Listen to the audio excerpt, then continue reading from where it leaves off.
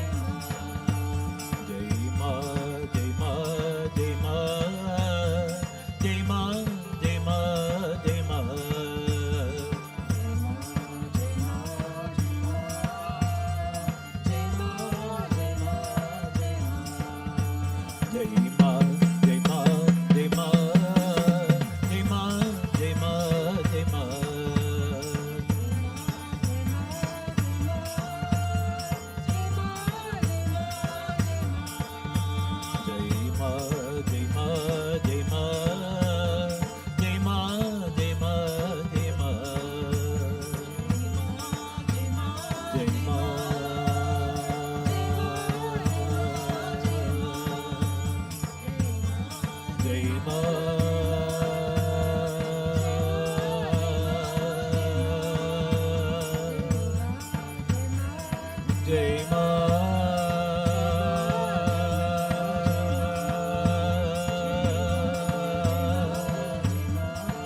Jai Ma.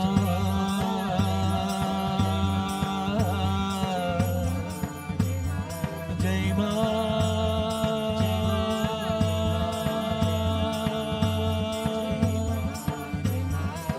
Jai Ma.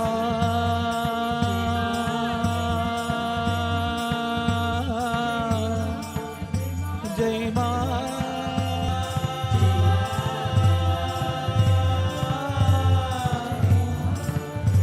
Jai Ma.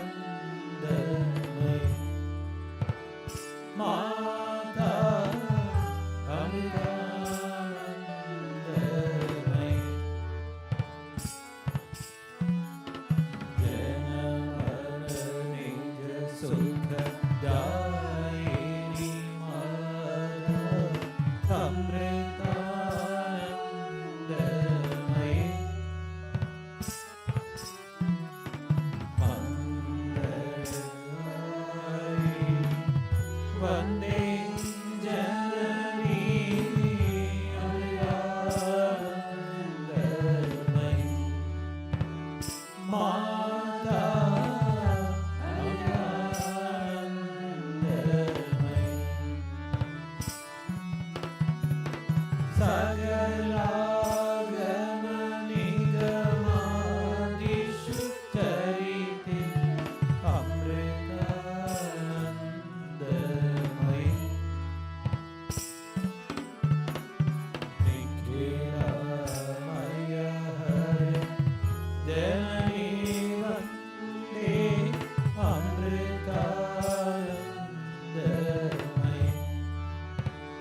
माता आनन्दमयि प्रेम रसामृत वशेन अमृतानन्दमयि प्रेम भक्ति संदायिनी माता अमृतानन्दमयि माता अमृतानन्दमयि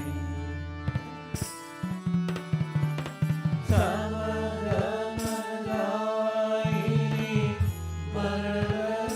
मरणकारिणी अमृतानन्दमयि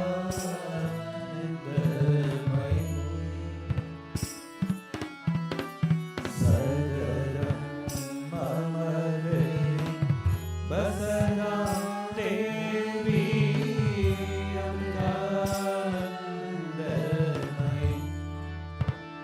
माता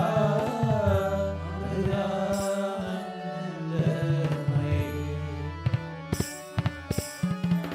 हरितो भारती अंतर हृदये अमृतानन्दमयि परमहंस पदविलये देवी अमृतानन्दमयि माता अमृतानन्दमयि हे जननी जनि मरणनिवारिणि अमृतानन्दमयि हे जन परिवारिणि जयदा अमृतानन्दमयि माता अमृतानन्दमयि सुरजन पूजित जय जगदम्ब अमृतानन्दमयि सरसमाधिषु धन्ये देवी अमृतानन्दमयि माता अमृतानन्दमयि माता अमृतानन्दमयि माता अमृतानन्दमयि ॐ जय जय जय जननी वन्दे अमृतानन्दमयि मंगलहारिणी माता भवानी अमृतानन्दमयि माता अमृतानन्दमयि माता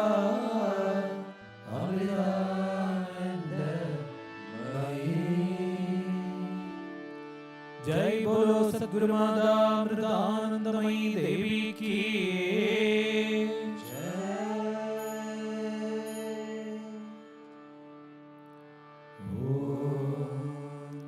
असतो मा सद्गमय तमसो मा ज्योतिर्गमय मृत्योर्मा अमृतं गमय ॐ शान्ति शान्ति शान्ति ॐ लोकाः समस्ताः सुखिनो भवन्तु लोकाः समस्ताः सुखिनो भवन्तु लोकाः समस्ताः सुखिनो भवन्तु ॐ शान्ति शान्ति शान्तिः ॐ श्री गुरुभ्यो नमः हरिः ॐ